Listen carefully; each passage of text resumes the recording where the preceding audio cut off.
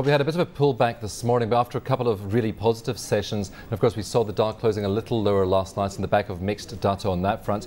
The market is, though, turning positive as we head into the afternoon. Rob? Yes, I think a little bit of profit taking. People are wary about the non-farm payrolls that are coming in on a Friday. We've got the ECB rates decision as well. We've got jobless claims coming out in the States later this afternoon. So a little bit tentative, a little bit of profit taking coming off the table as well. So people just very cautious coming into these numbers coming from the States later today. Of course, we had some data out of the US last night. We had mortgage numbers, we had jobless ADP reports, that's for the private sector jobs, and pretty mixed on the face of it. Yes, I think the job number was a little bit worse than expected, but they do say that was due to the weather and people not being able to get actually to work in the States in February. So it was slightly worse than expected. But generally the services sector, which we saw a little bit earlier in the week as well, looking much better in the States and showing that there is a recovery coming through in America. And we're going to have to wait for these non-farm payrolls to come up. But fundamentally, things are looking slightly better in the States. The employment figure, still a really key number that we're looking at. And employment still looking to be coming in at about 9.8% unemployment in the States, and that's really the turning point of the end of the recession, is when do they start creating jobs. Of course, in the meantime, we had the rand trading around 7.48 at one point this morning, and of course this time last week it traded as weak as 7.89 rand. Of course, since then we've had some more positive news coming out of Greece, which has helped to support the euro a little bit, and also just to add to that risk appetite in the market. Rob? Yes, I think so. Obviously the commodity prices are coming back slightly, a little bit of money flow coming back into South Africa and giving strength to the rand.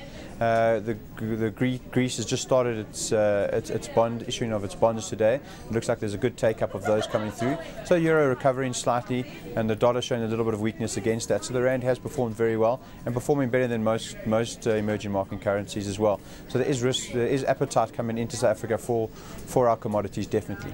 Well, we saw a small recovery in ArcelorMittal share price, and of course this share fell 23% yesterday, effectively wiping 12 billion rand off the market cap of that group. And do you think it was just a bit oversold yesterday, Rob? Well, I think so. If you take into account that they'll have to start buying iron ore from Kumba at market prices, that will indicate that they're going to, around 90 rand is probably correct for them. However, we think that it will be unlikely that they'll have the new contract that will be signed will be at market prices, and we think it will be cost plus something better than 3%. And I think probably 90 rand was a little bit harsh coming back, but a lot of people caught in positions for 3-4 days and they had to make a decision early. So it was a little bit of aggressive trading around those levels, and now we see a bit of a recovery to 95. Nedbank's long-term view there for a year out is 95 rand for ArcelorMittal. Of course, there's not going to be any quick resolution here, I'm sure, so it's going to be hanging for a little while longer. What do you expect to happen to that share price until we do have more news on a resolution between those two companies? I think it'll be quite volatile. I think that the trading range can easily be from about 88 rand to about 98 rand, so a 10 rand spread, and there'll be a lot of people waiting for the rumours to come out, trying to find news articles, etc., to see what type of negotiations are going through with Kumba. Is it going to go to the law courts again? So I think they'll be quite volatile for the next week or two as we wait for information to come out to see where they renegotiate these prices at. Of course, this whole issue centres on the mining rights that, of course, ArcelorMittal has to the Sishen mine. It owns 21% of that. It hasn't converted those rights. Does it have first option, though, to convert those rights? Is that something we should be asking, Rob? Well, I would presume that they would have a first option to get those rights back, but it's something that we'll have to find out in the finer details. If they haven't, however, it does create an opportunity for somebody to come and buy that 21% of Sishen iron ore mine from them and get those mining rights. I think it's definitely something that Anglo American would look at to increase its holdings in Sishen. It's a very good and solid investment in mine. So if they don't get the mining rights back, they're definitely one of the players would try come and get that 21% from them.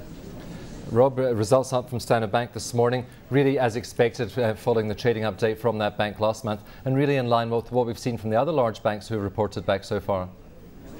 Yes, I think their earnings per share were down about 20%, slightly better than some of the other banks, which have been about between 25 and about 33%.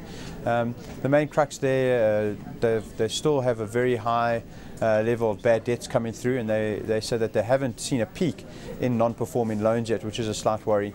A lot of people were hoping that that the peak in bad debts has ended and is starting to recover, and they feel that it's still got in the non-performing loans that there is still a possibility that it can get slightly worse. So that's really the main crux. The rest of the bank performing very well, but just the retail side, bad debts on the retail side and lending is a problem. Group 5 also reporting back for the half year to December. Diluted headline earnings a share up 8%. So not bad given the environment that has been operating in for those 6 months. Not too bad. Their trading update said between 5 and 15%, and they came in at about just over 8%, so right in the middle of what they're given to the market as where they would be. Good earnings. I think they're a very difficult market, and their order book has grown, which is positive. I think 2011 is going to be the problem, and is there going to be growth after the World Cup? They've got very nice infrastructure contracts with the World Cup and slightly around the World Cup in roads, etc. And will they be able to keep that order book growing into 2011? So I think 2011 and going forward is really what we have to look at Group 5, but currently the market likes that. They're trading up 3% today currently.